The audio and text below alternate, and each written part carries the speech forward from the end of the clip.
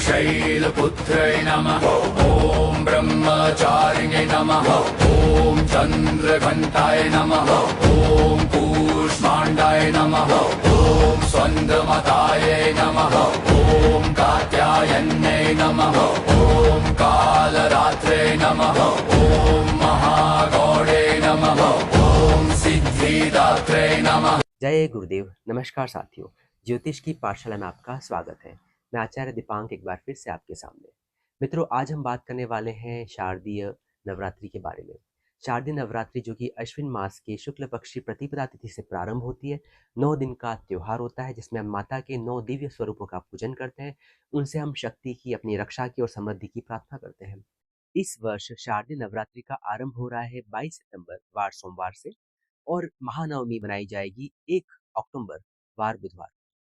आमतया देखा गया नवरात्रि 9 दिन का त्योहार होता है, परंतु एक विशेष खगोलीय घटना की वजह से इस वर्ष नवरात्रि 10 दिन तक कायम रहेगी। ऐसा इसलिए हो रहा है क्योंकि एक तिथि 2 दिन तक चलेगी। कुछ रोचक घटनाएं भी इस नवरात्रि में हो रही हैं, खगोलीय घटनाएं, जैसे कि सूर्य ग्रहण। सबसे पहले नवरात्रि का आरंभ दिन 22 तारीख सोमवार को घट स्थापना की जाएगी। इस कार्य को करने के लिए हम द्विस्वभाव लग्न को देखते हैं। कन्या लगन, मिथुन लगन, धनु लगन और मीन लगन इसके लिए सुटेबल होते हैं। घट स्थापन करने के लिए जो शुभ मुहूर्त है वो है सवेरे 6:15 से लेकर के 8:27। अभिजित मुहूर्त सोमवार के दिन 22 तारीख को रहेगा 12:05 से लेकर के 12:50। ये समय काल घट स्थापना करने के लिए सर्वोत्तम है। आप कोशिश करें कि अच्छे मुहूर्त में ही घट स्थापना करें। नवरात्रि आरंभ के दिन सूर्य ग्रहण घटित होगा, इसके बारे में भी काफी भ्रांतियां चली हुई हैं। तो ये सूर्य ग्रहण असल में 21 तारीख को घटित होगा। ये एक आंशिक सूर्य ग्रहण होगा जिसका भारत में कतई भी कुछ भी असर नहीं होगा, क्योंकि ये सूर्य ग्रहण यहाँ से विजिबल नहीं होगा। ये सूर्य ग्रहण ऑस्ट्रेलिया, न्यूजीलैंड के कुछ भागों से देखा जा सकता है। इसका नवरात्रि के ऊपर कुछ भी असर नहीं पड़ेगा। धार्मिक मान्यताओं के अनुसार माँ दुर्गा नवरात्रि आरंभ के दिन विशेष और भिन्न भिन्न वाहनों से घर में प्रवेश करती हैं। क्योंकि इस बार की नवरात्रि सोमवार की है, सोमवार को माँ दुर्गा हाथी की सवारी करती हैं, तो इस बार माता दुर्गा हाथी की सवारी से आपके घर में प्रवेश करेंगी।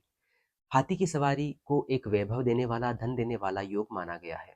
नवरात्रि का जो प्रथम आरंभ दिन रहेगा वो रहेगा 22 सितंबर को, जिस दिन माता शैलपुत्री की पूजा की जाएगी।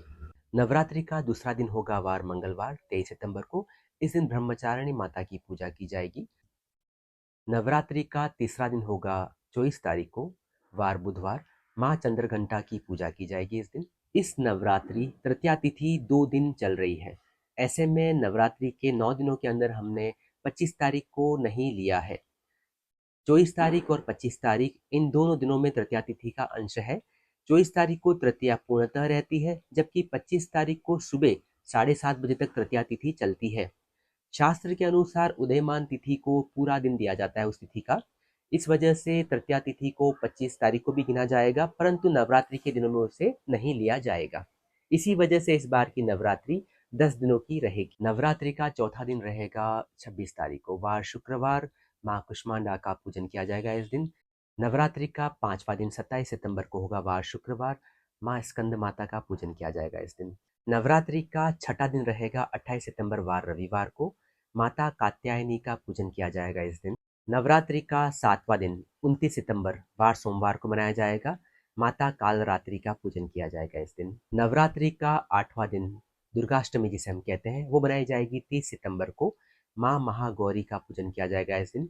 कई जगह पे इस दिन कंजक पूजन का भी रिवाज है, तो आप अगर चाहते हैं कंजक पूजना तो अष्टमी को भी पूज सकते हैं, नवमी को भी पूजा जा सकता है। नवरात्रि का 9वां दिन आखिरी दिन बनाया जाएगा 1 अक्टूबर 2025 को, जब हम माता सिद्धिदात्री का पूजन करते हैं।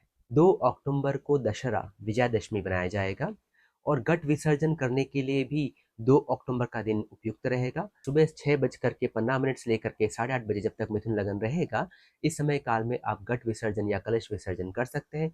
जो लोग इस समय नहीं कर पाते हैं वो अभिजित मुहूर्त जो कि वही 12 से लेकर के 1 बजे के बीच का है, उसमें अपना घट विसर्जन क्रिया कर सकते हैं। तो ये थी इस बार की शारदीय नवरात्रि के बारे में कुछ जानकारी। अगर आप कुछ जानकारी और प्राप्त करना चाहते हैं तो आप मुझे मैसेज कर सकते हैं, मुझसे संपर्क कर सकते हैं। सुनने के लिए बहुत बहुत धन्यवाद। जय माता दी।